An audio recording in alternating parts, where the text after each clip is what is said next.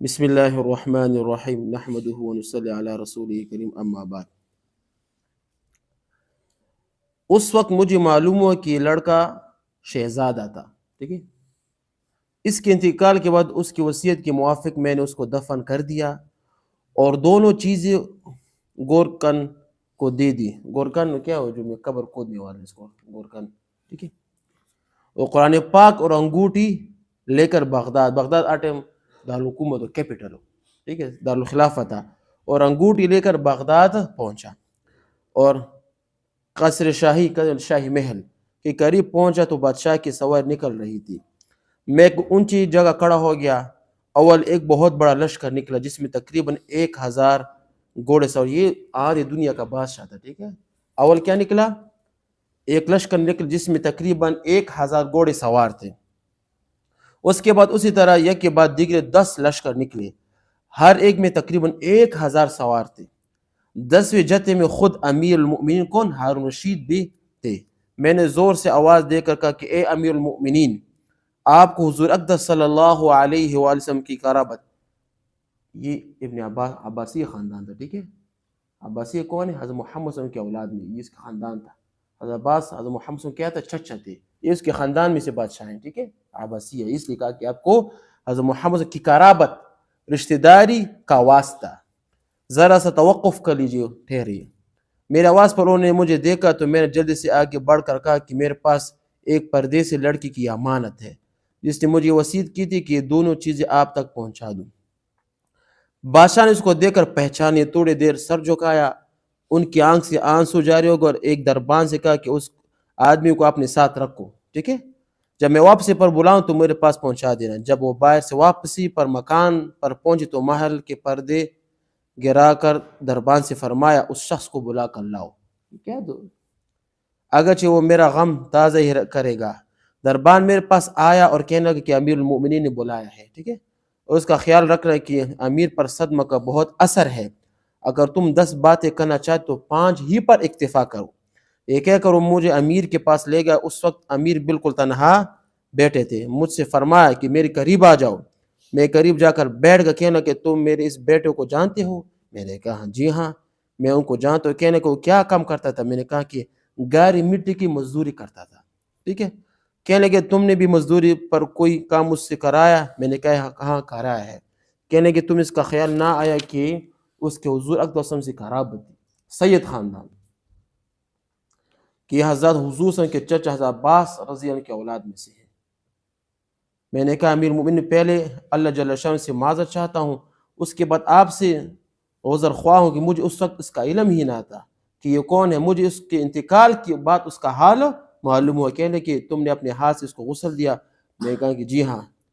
کہنے کہ اپنے ہاتھ لاؤ۔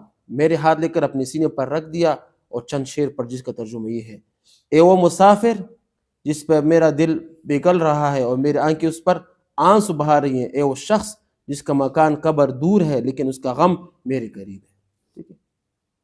ہارون رشید بھی بڑے اللہ والے تھے، ٹھیک ہے، ہارون رشید کے یہ بھی بڑے اللہ والے بزرگ تھے، ٹھیک ہے، لیکن کیا بادشاہ تھے بس۔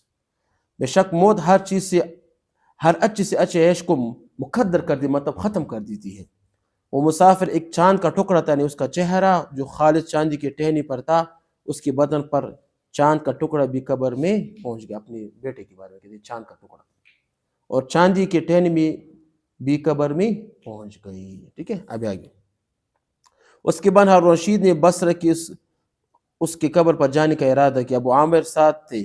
اس کی قبر پہنچ کر ہارون رشید نے چند شعر پڑھے جس کا ترجمہ یہ ہے کہ اے وہ مسافر جو اپنے سفر سے کبھی بھی نہ لوٹے گا، موت نے کم عمری ہی کے زمانے میں اس کو جلدی سے اچک لیا۔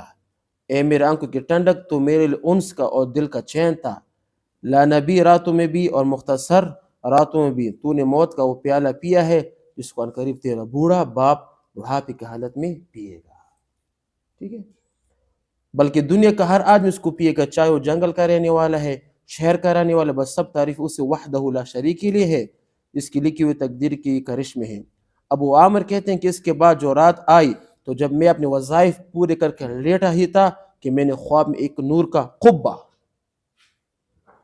قبہ دیکھا جس کے اوپر ابر کی طرح نور ہی نور پھیل رہا تھا۔ اس نور کے ابر میں اس لڑکے نے مجھے آواز دے کر کہا کہ ابو عامر تمہیں حق تعالی شان و جزائے خیر عطا فرمائے، تو نے میرے تجہیز و تکفین کی اور میری وصیت پوری کی۔ میں نے اس سے پوچھا کہ میرے پیارے تیرا کیا حال گزرا؟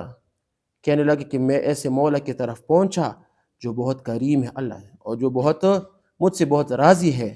مجھے اس مالک نے وہ چیز عطا کہ جو نہ کبھی کسی آنکھ نے دیکھی ہے، نہ کان نے سنی ہے، نہ کسی آدمی کے دل پر اس کا خیال گزرا ہے۔ ایک حدیث شریف کی طرف اشارہ ہے، ٹھیک ہے۔ ہاں، حضور اقدس صلی اللہ علیہ وسلم کا ارشاد فرماتے ہیں کہ اللہ جل شانہ کا پاک ارشاد ہے کہ میں نے اپنے نیک بندوں کے لیے ایسی چیز تیار رکھی ہے جو نہ کسی آنکھ نے کبھی دیکھی ہے، نہ کانی سنی ہے، نہ کسی دل پر اس کا خیال گزرا، مطلب جنت، ٹھیک ہے، صحیح ہے نا۔ تو یہ